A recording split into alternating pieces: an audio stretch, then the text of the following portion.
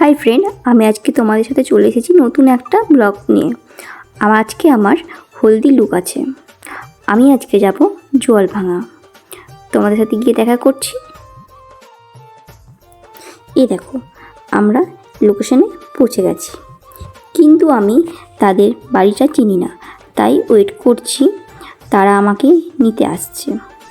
আমি তো অনেকক্ষণ ধরেই দাঁড়িয়ে আছি, খুব বোর হচ্ছিলাম। চারিদিকটা সুন্দর লাগছিল দেখতে। বর্ষাকালে তো সব কিছু সুন্দরই লাগে, বৃষ্টি পড়ে, আমার তো বৃষ্টি দেখতে খুব সুন্দর লাগে। ওর বাবা আমাকে নিতে গেছিলো ওদের বাড়িতে, আমি চলে এসেছি।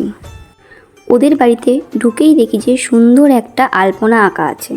এই দেখো আমার ব্রাইড, নাম হচ্ছে সাথী, খুব মিষ্টি একটা মেয়ে।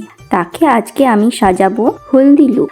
ও আমার কাছে চেয়েছে সিম্পল একটা মেকআপের লুক। আই মেকআপটা সিম্পলের মধ্যেই রেখেছি।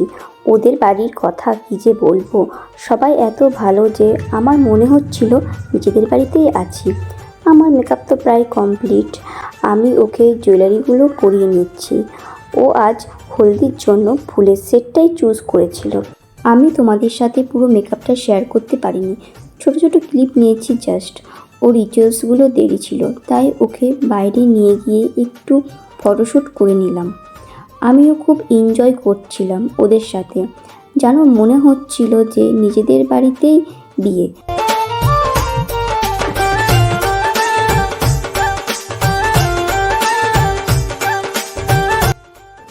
ওরা নিজেদের মতো করেই ফটো তুলছিল, আর এত গরম ছিল যে কি বলবো তোমাদের।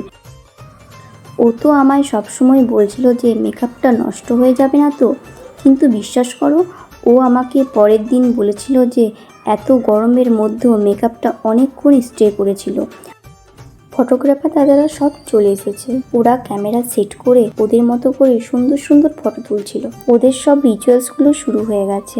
এই দেখো পায়েস রান্না হচ্ছে। আমাদের বাঙালিদের নিয়ম হচ্ছে গায়ে হলুদের দিন পায়েস রান্না করা। এটা হচ্ছে দীপিকা, ওর বিয়েতে আমি সাজিয়েছিলাম। আমাকে খুব জোর করছিল খাবার খাওয়ার জন্য। এবার আমরা খেতে বসে গেছি। থ্যাংক ইউ আমার সাথে থাকার জন্য। বিয়ের ভিডিওটা আমরা দেখাবো নেক্সট ভিডিওতে।